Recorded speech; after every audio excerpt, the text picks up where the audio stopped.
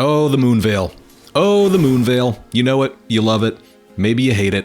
It's iconic. I think it might be the iconic weapon of Elden Ring.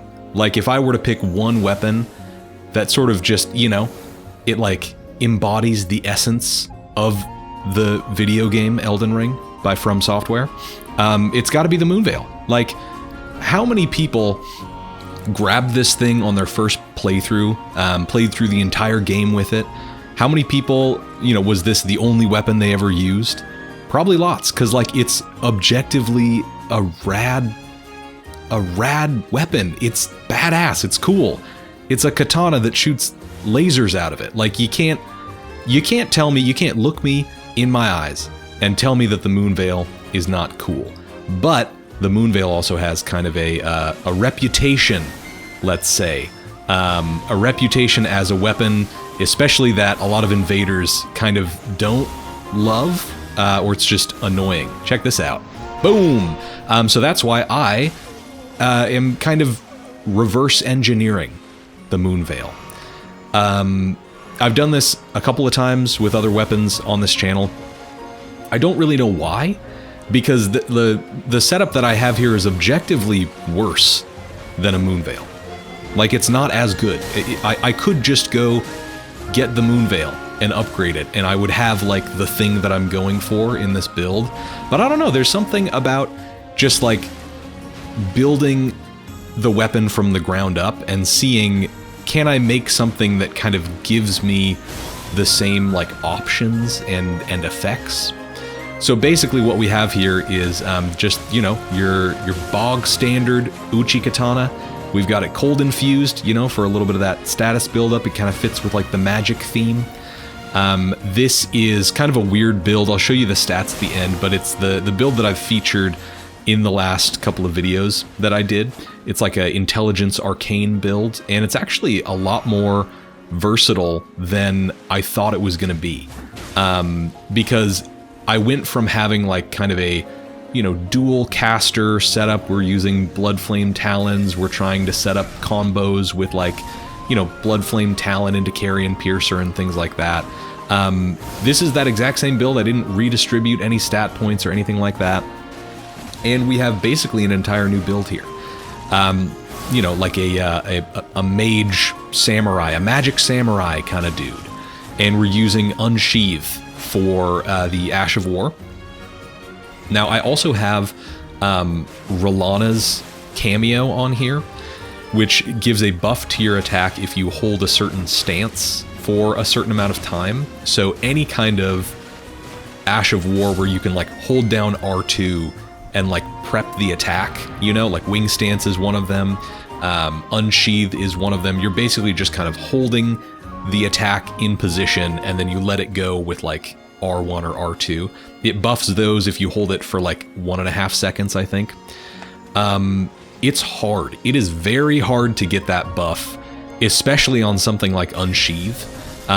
Because the Moonveil, like, that's just Unsheath with a laser beam, you know? It's the exact same mechanics, it's the exact same, like, move, it's just there's a laser beam attached to it. But Unsheath without the laser beam can still be good for whiff punishes. It's really, really good at that, because it gives you a little bit of distance, you know? You can close gaps and things like that.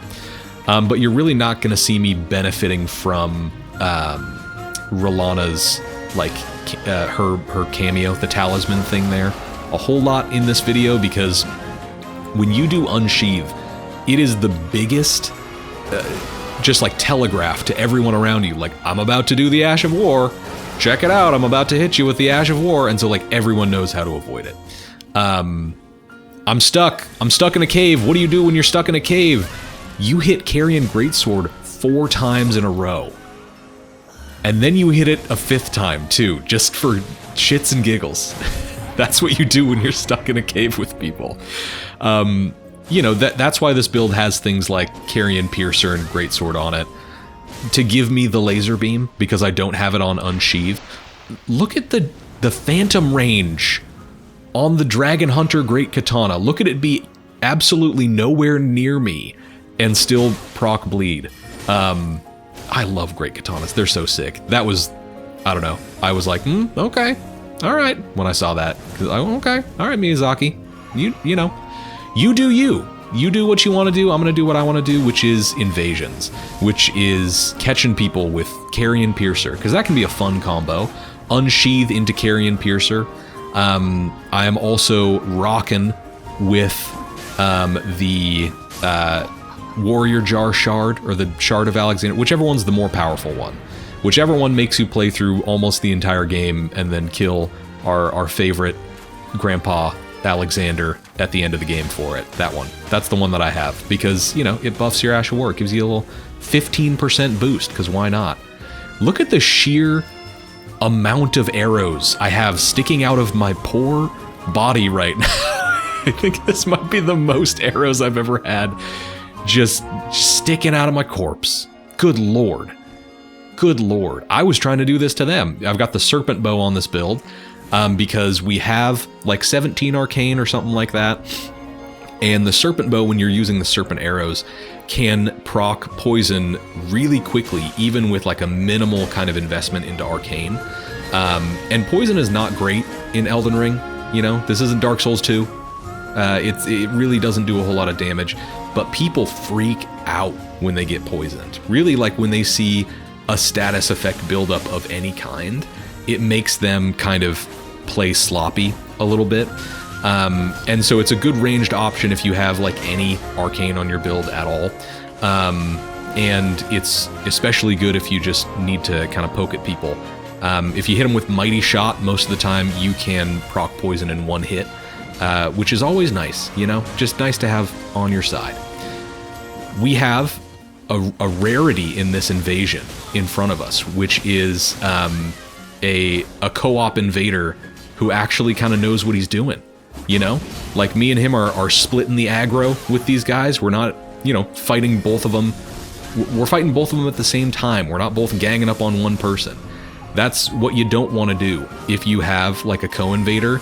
Don't just gang up on one person, because you can hit your co-invader. The co-opers can't hit each other. There's no friendly fire, but with invaders, there is friendly fire. So if you gang up on one person, chances are you're just going to smack each other around, you know? And that's, nobody wants that, unless you do want that, you know? More power to you. But, you know, if you want to do a little fight club, little invaders fighting invaders, okay. But, yeah, this guy actually knows what he's doing, and he's got the cool sword. He's got the cool DLC, whoosh, bam, explosion sword. We love to see it. Yeah, what else can I say? It's the katana.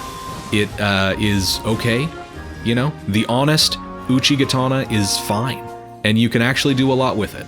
And I appreciate it more now that I've done a few invasions with it. But check this out. Going for the dual heal punish, oh my god! Incredible. Incredible. Just so stylish. Look at us go. My new best friend right there. So yeah, I mean, the Moonveil, like, it's good. It's a good weapon. And I think that's why a lot of people use it, is because it is good. And it's badass and it's cool. It's a katana with a laser beam attached to it, you know? And it's tough to deal with, especially if there is someone else attacking you at the same time. Very, very challenging to deal with that. So I just kind of wanted to see, you know, can I make my own Moonveil? We got the Moonveil at home. What is it? It's a cold infused Uchi katana with unsheath.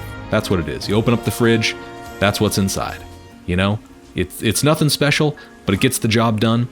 The white reed set is the armor that we're wearing here, because it felt appropriate for, like, you know, a samurai guy.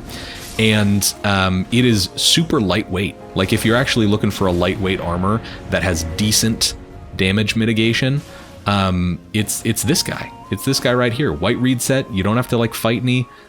Well, you do have to fight bosses. You have to fight a lot of bosses, because it's in the mountaintops of the giants. But you don't have to fight any bosses once you get there. You hop into the, like, the Spirit Caller Cave, I think is what it's called. Kind of a fun little spot, you know? A lot of different little spirit snail guys. And you can just loot it off a corpse, you know? And it's decent. It's not bad. It's like a kind of just a straight up upgrade from, like, the leather set that I was wearing. Don't go AFK. This is a lesson for everyone. Don't go AFK and don't whiff, because look at these whiff punishes. It's beautiful. You know, we're hitting like 600 on a single attack. That's fine. We're level 80. That's what we're looking for here, because most people aren't leveling Vigor, and so if you do 600 damage, you're just going to take out 2/3 of their health bar. And so it's fine. You know, it's an okay substitute if you don't want to use the Moonveil. Backstab. That was clean. I was happy about that. I didn't think he was going to let me go for it, but that was fun. Anyways, that's the video. That's the build. Here's the stats at the end, and thank you for watching.